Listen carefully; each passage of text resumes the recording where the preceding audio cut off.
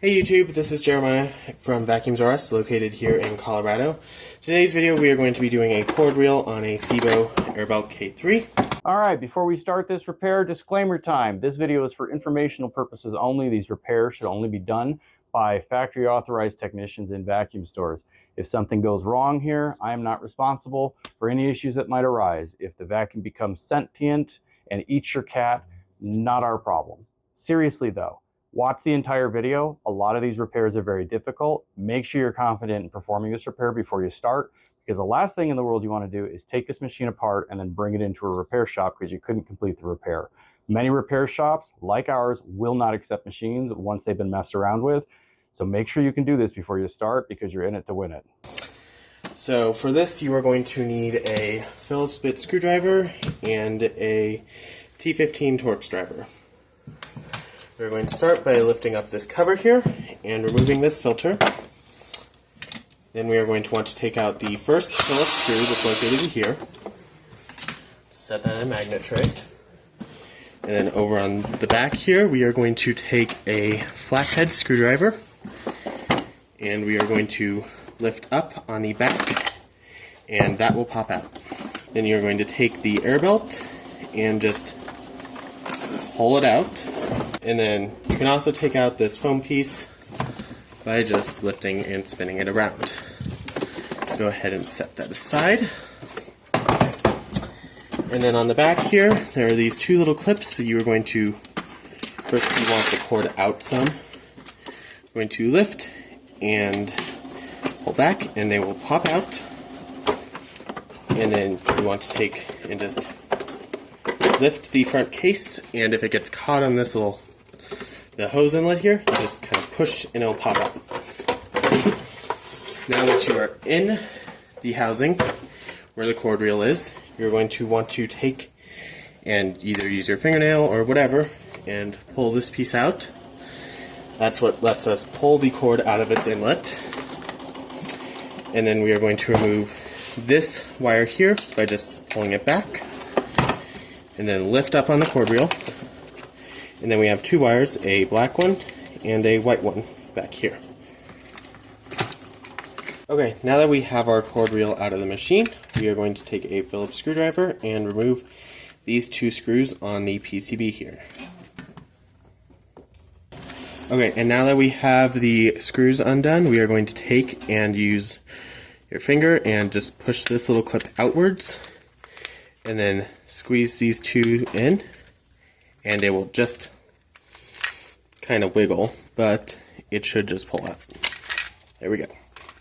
Now we are going to take our motherboard and our new cord reel, and we are going to take this switch on the motherboard and line it up with this square on the cord reel. It is easier to do this upside down or just kind of on its side, and it just pushes in, and then you will have the clip up here, which you just need to push through.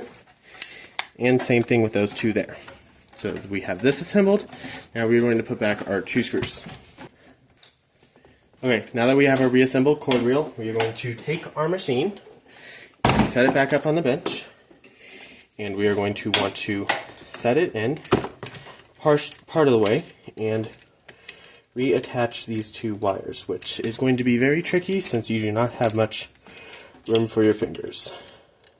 Okay, and now that we have both of these in, we're going to want to drop our cord reel down, making sure that we have this wire over here routed behind where it goes, and we are just going to drop the reel down in and see how it connects with this down here.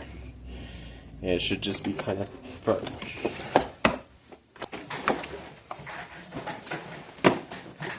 Like that.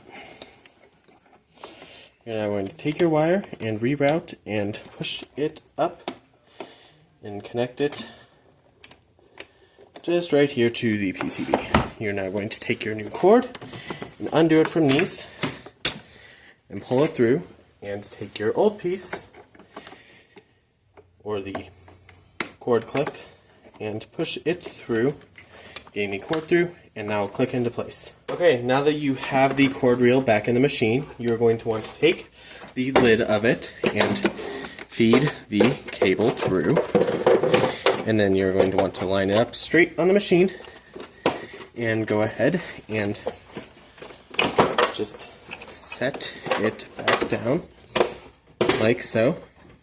And then you're going to take in the front and lift up with your thumb or whatever and just lift up on that while you're pushing this back down so it can clear and click into place. Okay, so now that we have the machine back together, we are going to take the foam air belt and we're going to line this notch up with this one in the front, and you're just going to push it in and just kind of go down along it and push the air belt back into place, and it will just push into these two pieces back here. Like so. Now this won't fit very securely until we actually take our air belt itself, the fabric covering, and put it on. You're going to want to take it at the back of the machine and feed it in the ridge up top.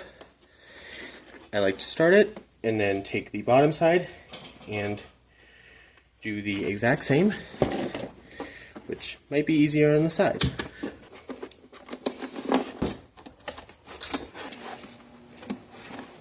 Okay, so now that we have the air belt back on, you're going to want to take your clip and just angle it up and push down until it clicks.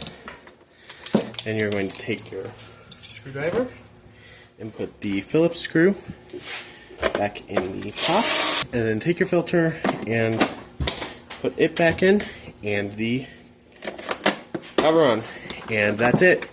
You have now done a cord reel on a Sebo Airbelt K3.